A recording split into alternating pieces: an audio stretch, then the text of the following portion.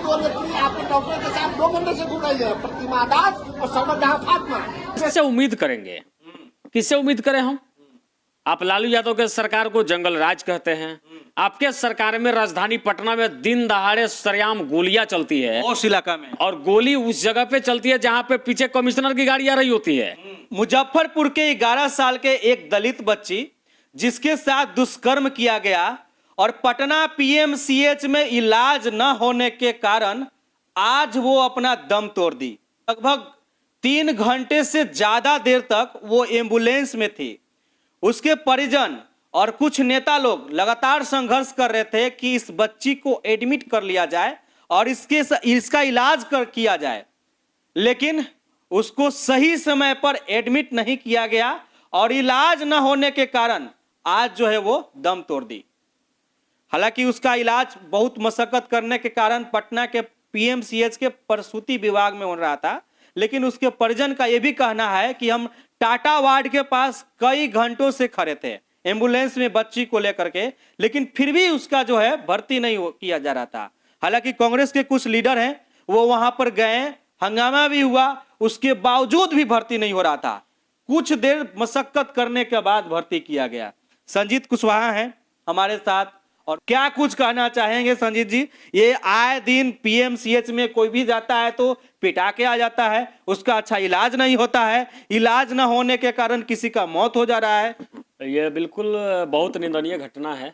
और इसकी जितनी भी निंदा की जाए वो कम है। मुझे लगता है कि अब कहने के लिए कुछ नहीं बचा है, क्योंकि राज्य में और केंद्र की बात करें तो बेटी बचाओ और बेटी पढ़ाओ की सरकार चल रही है। खूब गौर से आप समझिएगा, बेटी बचाओ और बेटी पढ़ाओ। सरकार ना तो बेटियों को बचा पा रही है और ना बेटियों को पढ़ा पा रही है। जब आप बेटी को बचाएंगे तबे ना उसे पढ़ाएंगे जी, लेकिन आप बेटी को बचाने में भी तो सफल नहीं हो रहे हैं। एक तो वो रेपिस्ट जिसने उस 11 साल के मासूम बच्ची का रेप किया, रेप के बाद वो 9 घंटा तक पीएमसीएच के गेट पे अस्पताल में तड़पती रही। दूसरी बात, रेप करने के बाद उसको जो है काट दिया, गला काटा, सीना में भी वार किया। उसके बाद इलाज चल रहा था मुजफ्फरपुर में। वो मैं उस पे जाने वाला था। मतलब एक तो सबसे बड़ा दरिंदगी वो रेपिस्ट किया जिसने बच्ची के साथ दुष्कर्म किया।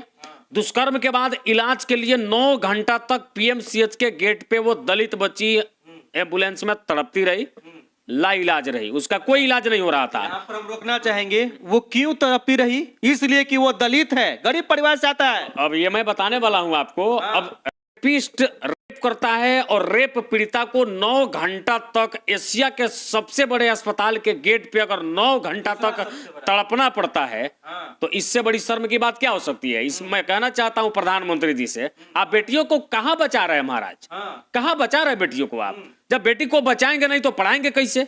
बार बार महिला उत्थान, कन्या उत्थान जैसे योजनाओं की आप बात करते हैं, लेकिन महिलाएं और कन्याएं इस देश में सुरक्षित है कहां?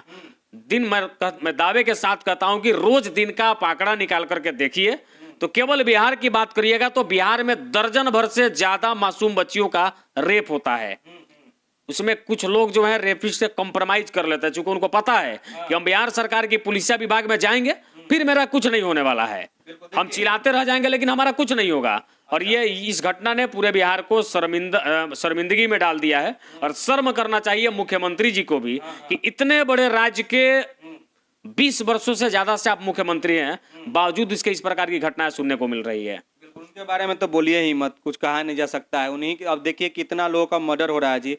देखिए उनके परिजन का क्या कुछ कहना है, ये सुनिए। क्या है ना, वहाँ पे इलाज मतलब 5 दिन उसको बिना अन्न पानी के हम वहाँ रखे। डॉक्टर साहब लोग इलाज किए, अच्छा इलाज कर रहे थे। अपने से पंखा का हक रही थी, इशारा से बोल भी रही थी, मतलब हर चीज वहाँ कर रही थी। यहाँ मतलब 3 घंटा हम लोग को मतलब व्यवस्था नहीं मिला। 3 बजे हॉस्पिटल में गए, सब रेफर कर दिया। और कल मतलब 4 बजे 1 बजे वहाँ से आए और 4 बजे भर्ती लिया। और मतलब 4 बजे भर्ती लिया, 8 बजे सुबह डेट करके मेरी बच्ची, मतलब डॉक्टर के लापरवाही से ऐसा हुआ है। पीएमसीएच में लापरवाही हुआ है। मुजफ्फरपुर तो मेरा 28 हाईवे किया था लड़की। और यहाँ किस तरह की लापरवाही होगी? डॉक्टर साहब कहिए कुछ तो करते हैं, कुछ बोलने के मौके नहीं देते थे वो लोग। बाहर जा रहे बच्ची को मर्जी को देख रहे तो कैसा है क्या कुछ करते थे, सुन बाहर मतलब 3 घंटे नहीं गए, 2 घंटे वहाँ टाटा वार्ड में खाए थे, 1 घंटा लोग यहाँ खाए हुए हम लोग। जी नीतीश कुमार कहते हैं कि देश का दुनिया का बड़ा दूसरा। नीतीश कुमार क्या करेंगे देश के लिए? तो हॉस्पिटल ऐसा बनवाया गया जो जिंदा आदमी को जान लेते हैं। नीतीश कुमार जी, क्या लगता है अगर समय रहते हुए अगर एडमिट कर लिया जाता बच्ची तो बच्ची मेरे बच जाती, मेरे बच्ची बच जाती, वो स्थिति में नहीं रहती बस मेरे बच्ची। हॉस्पिटल जिम्मेदार है इसका, PMC हॉस्पिटल फिर सब PMC जिम्मेदार है इसका, उसमें डॉक्टर जिम्मेदार है। लेकिन मेरा बच्चे को अगर सही ढंग से इलाज होता तो मेरे बच्ची बच जाती। ना क्या कुछ करना है परिजन का, देखे ना ये बिल्कुल ये दर्द जो वो बयां कर रहे हैं मीडिया में आकर के, इससे मुझे लगता है कि पूरा बिहार दुखित है।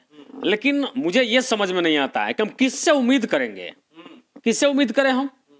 आप लालू यादव के सरकार को जंगल राज कहते हैं, आपके सरकार में राजधानी पटना में दिन दहाड़े सरेआम गोलियां चलती है, उस इलाका में, और गोली उस जगह पे चलती है जहां पे पीछे कमिश्नर की गाड़ी आ रही होती है, बावजूद उसके अपराधी गोली चला करके फरार हो जाता है और अब तक आप अपराधियों को नहीं पकड़ पाते हैं। तो जब राजधानी पटना के बिल्कुल सेफ इलाके का ये हालात है, जहां पे प्रधानमंत्री का भी रोड शो होना था, उस जगह के इलाके का ये हालात है, तो बिहार के उस कोने की बात करिए जहां पे कोई नेता पहुंच नहीं पाता, वहां की क्या हालात होगी?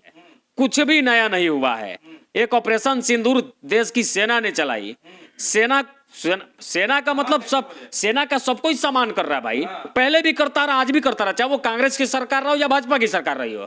सेना ने अभियान चलाया, सेना ने आतंकवादियों को मारा। ऐसा पहली बार नहीं हुआ कि भारतीय सेना ने पाकिस्तान में घुस करके आतंकवादियों को मारा, इससे पूर्व की सरकारों में भी हुआ है। लेकिन एक ऑपरेशन सिंदूर की सफलता के लिए आप गांव-गांव सिंदूर, घर घर सिंदूर बंटवा रहे हैं।